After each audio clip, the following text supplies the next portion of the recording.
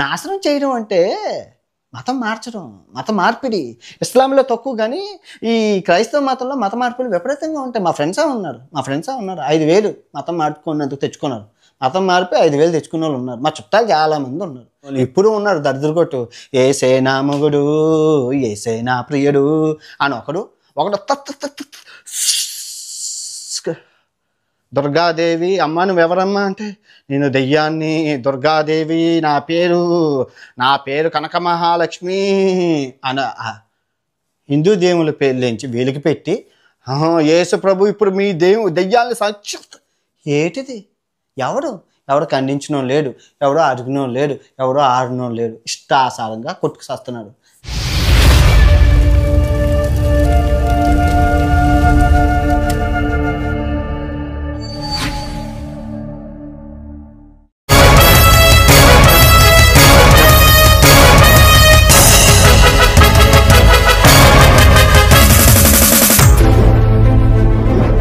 యేసు ప్రభుపై బురదలటానికి ప్రయత్నించిన ఈ ప్రపంచ యాత్రికుడు నిన్న చూశాను.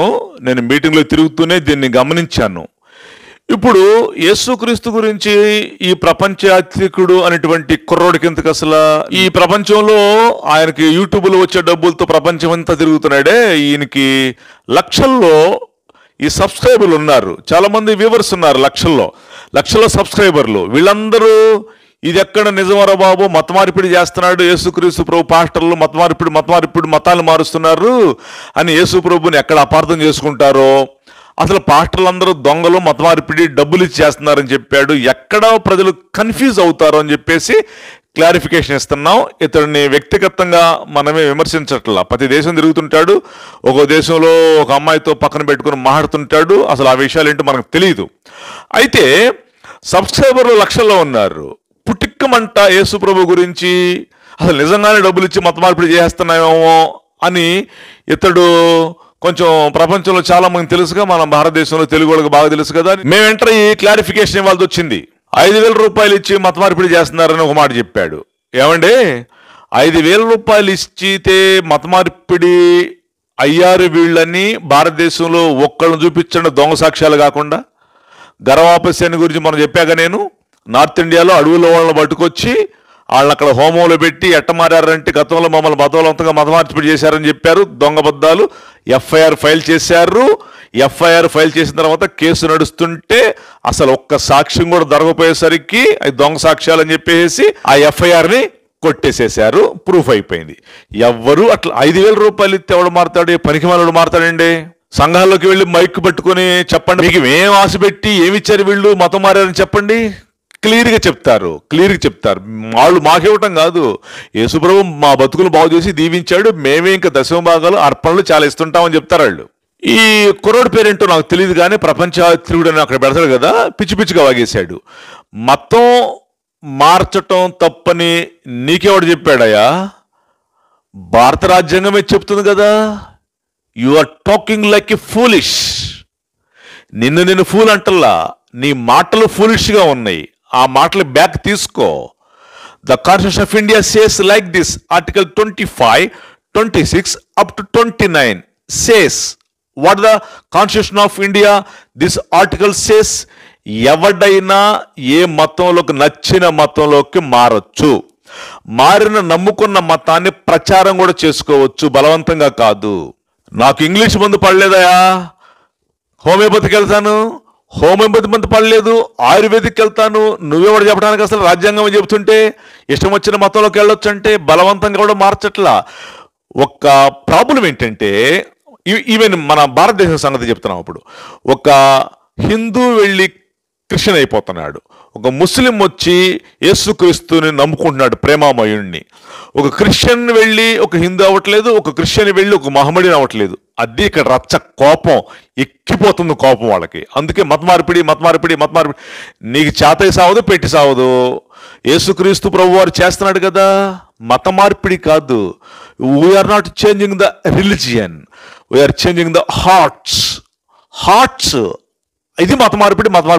నీకు చేత కాదు, ఆ ప్రేమామయుడు మార్చుకుంటున్నాడు. మాలాంటి మధ్యవర్తుల్ని, పాస్టర్లని మీడియేటర్లని, తన దాసుల్ని, పాదదాసుల్ని ఎన్నుకొని సేవ చేయించుకుంటున్నాడు, మారిపోతున్నారు, ఆయన ఆకర్షించుకుంటున్నాడు. దీనికి అందరికీ మంట పుట్టింది. మంట పుట్టే మొన్న ఒక మీటింగ్ పెట్టారు భారతదేశంలో కోట్ల మంది యేసుప్రభు నమ్మేసుకుంటున్నారా, యేసుప్రభు డౌన్ చేయాలరా అని ఒక మీటింగ్ పెట్టారు. ఆ మీటింగ్ పెట్టినట్టు అన్నారంటే చాలా మంది వస్తే, భారతదేశంలో కోట్ల మంది యేసుప్రభు నమ్ముకుంటున్నారు, ఆయన డౌన్ చేసేసాలి, ఏం చేస్తే బాగుంటుందంటే వెనకాల కుర్చీలోంచి లేచి కూడా అన్నారంట, ఏం లేదు సార్, యేసుప్రభుని కోట్ల మంది ఎందుకు వెంబడిస్తున్నారంటే ఆయన చనిపోయి సమాధిలోంచి లేచాడు సార్, అందుకొరకు వెంబడిస్తున్నారు. ఆయన ఇప్పుడు డౌన్ అయిపోవాలంటే ఏం చేయాలంటే మనలో కూడా ఎవడన్నా చనిపోయి సమాధిలోంచి లేవా సార్ అన్నారంట. ఆ మీటింగ్ పెట్టాడు అన్నట్టు, అట్లయితే ఆ పని నువ్వు చేరి అన్నాడంట. అమ్మో నేను చేయను బాబు అని వెళ్ళిపోయాయంట. సో ఇది ప్రాబ్లం అనమాట. కోట్ల మంది యేసుప్రభుని నమ్ముకుంటే ప్రేమామయుడు.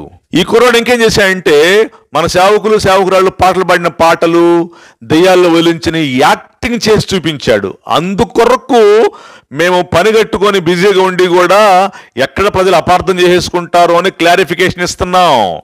మతం ఎవడైనా మారచ్చు, తప్పేమీ లేదు, మతం మారే హక్కు అందరికీ ఉన్నది. ఆయన ప్రేమామయుడు, క్రీస్తు ప్రభు ఆకర్షించుకుంటున్నాడు. కోట్ల మంది క్రీస్తు నమ్ముకుంటూ ఆయన ప్రేమను నమ్ముకుంటున్నారు. మతం మారట్లా, ఆయన ప్రేమలోకి మారుతున్నారు. వికీపీడియా అని ప్రపంచంలో టాప్ సంస్థ ఒకటి ఉంది. దానికి 40 మిలియన్ల సబ్స్క్రైబర్లు, టాప్ ఛానల్. మొన్న ప్రపంచంలో టాప్ ఇన్ఫ్లుయెన్సర్ ఎవరని చెప్పేసి అన్ని పేర్లు లైన్లో పెట్టింది. యేసుప్రభు పేరు, మన భారతదేశానికి ఉన్నటువంటి గాంధీ మహాత్ముడి పేరు, చైనా స్వాతంత్రాన్ని తీసుకొచ్చిన ఆయన పేరు, కమ్యూనిస్టు మావో పేరు, ఇంకా చాలా చాలా పేర్లు పెట్టినప్పుడు who is the top world influencer అని పెట్టినప్పుడు ఫస్ట్ యేసుక్రీస్తు ప్రభువే వచ్చాడు. Jesus was the top world's influencer. ఇంతమందిని ఆకర్షించుకోవటానికి ఎలా సాధ్యమైంది అసలు ఈయనకి? ఆ మావో కమ్యూనిస్టులు ఒక మాట చెప్పారు, మేము కత్తులు చూపించినా కూడా మా వైపు ఎవరు మారట్లేదు, యేసుక్రీస్తు ప్రభు ప్రేమ చూపించాడు, ఆయన వైపుకు మారుతున్నారని చెప్పారు వాళ్ళు. ఏ సింపుల్ కార్పెంటర్, యోసేపు కుమారుడు, ప్రేమామయుడు, కోట్ల మందిని ఆకర్షించుకుంటున్నాడు. ఈ కుర్రాడికి పిచ్చి పిచ్చిగా వాగుతుంటాడు ఈ కుర్రాడు చాలా. ఎందుకంటే మిలియన్స్ ఆఫ్ సబ్స్క్రైబర్ ఉన్నారు, ఎవరు అపార్థం చేసుకుంటారు అని చెప్పేసి గబక్కన పెడుతున్నాం మేము. ఇండియాలో కాదు, ఆ ప్రపంచంలో చాలా దేశాల్లో కూడా మత మార్పులు చేసేస్తున్నారని చెప్పాడు. స్పానిష్, మయాను, కొలంబియా, అమెజాన్ పేర్లు చెప్పాడు చూసారా. ఈ బెల్ట్ అంతా చర్చిలు కట్టేస్తున్నారు హో అని గగ్గోలు పెట్టాడు. నీకెందుకురా బాబు, ప్రపంచంలో ఏదో తిరుగుతున్నావు యాత్రుడు అని చెప్పేసి ఆ పనికి చేసుకోక యేసుప్రభుని ఎందుకు టచ్ చేస్తావు నువ్వు? యేసుప్రభుని టచ్ చేసిన వాళ్ళందరూ చాలా ప్రాబ్లం ఫేస్ చేశారు. అట్లా కాకుండా నువ్వు కాపాడబడతావని మేము మీకోసం ప్రార్థన చేస్తాంలే. ఇంకెప్పుడు మత మార్పిడి తప్పని వాగబాక. ఎవరైనా ఏ మతంకైనా మారచ్చు. మా వీధుల్లో, మా ఊర్లో, గుంటూరులో వీధుల్లో చాలా మంది రిక్షాలు కట్టుకొని, ట్రాక్టర్లు కట్టుకొని సాయిబాబా చందాలు అడుక్కుంటూ ఉంటారు. వాళ్ళు కూడా వచ్చి కాగితాలు ఇస్తుంటారు గడపల దగ్గర, గేట్ల దగ్గర, ఇళ్ల ముందు. మా ఇంటికి కూడా వస్తుంటారు. ఇష్టం ఉంటే తీసుకుంటాం ఆ కాగితం, లేకపోతే వద్దయ్య అని చెప్తాము, అంతే. కాబట్టి ఎవరైనా ఏ మతంలోకైనా మారచ్చు. రిలీజియన్ ఫ్రీడమ్ ఇది. రాజ్యాంగానికి వ్యతిరేకంగా మాట్లాడేవాడు భారతీయుడు కింద లెక్కకు రాడు. యేసుక్రీస్తు ప్రభు ఇష్టమైతే నమ్ముకోండి. ఆయన ఏమంటాయంటే, ఇదిగో నేను తలుపు రద్దు నుండి తట్టుచున్నాను, ఎవడైనా స్వరం వింటే లోపలికి తలుపు తీస్తే వస్తా, తలుపు తీగిపోతే బలవంతంగా నెట్టుకొని రాడాయన బలవంతంగా, తలుపు తీస్తే వస్తాడు. కాగితాలు పంచుతున్నాం, బైబిల్ పంచుతున్నాం, సువార్త చెబుతున్నాం, టీవీల్లో, ఇంటర్నెట్ల ద్వారా, యూట్యూబ్లు, ఫేస్బుక్లు, టీవీల ద్వారా ప్రసంగాలు, పబ్లిక్ మీటింగ్స్, చర్చీలు. నీకు ఇంటే ఇష్టం ఉంటే రా, బలవంతంగా ఎవరు మార్చరు. ఆల్రెడీ నువ్వు పెట్టుకున్నావుగా బలవంతం మత మార్పిడి బిల్లుని పెట్టావుగా, ఇంకెవడు బలవంతంగా మత మారుతాడు? మేమెందుకు మారుతాం, వాళ్ళు ఎందుకు మారుతారు అసలు? కాబట్టి బలవంతంగా మారితే ఎవ్వడు దీంట్లో నిలబడడు, వారం రోజుల్లో మళ్ళీ వెళ్ళిపోతాడు. డబ్బులు ఇస్తే మళ్ళీ డబ్బులు ఇస్తేనే వస్తాడు. కాబట్టి ఇది డబ్బులు ఇచ్చేది కాదు, ఆశ చూపేది కాదు, బలవంతంగా మతాన్ని మార్చేది కాదు. అసలు ఇది మత మార్పిడి అని బైబిల్లో లేదు. హృదయం మార్పిడి, హార్ట్స్ ట్రాన్స్ఫర్మిగేషన్. ఇప్పటికైనా ఇది ఈ అబ్బాయి పిచ్చి పిచ్చిగా వాగాడు కాబట్టి చెప్పాము. మీరు ఎవరు దీన్ని అపార్థం చేసుకోబోకండి భారతీయులారా. చక్కగా క్రీస్తు ప్రభువు నమ్ముకొని బాగుపడి పరలోకానికి చేరండి. May God bless you.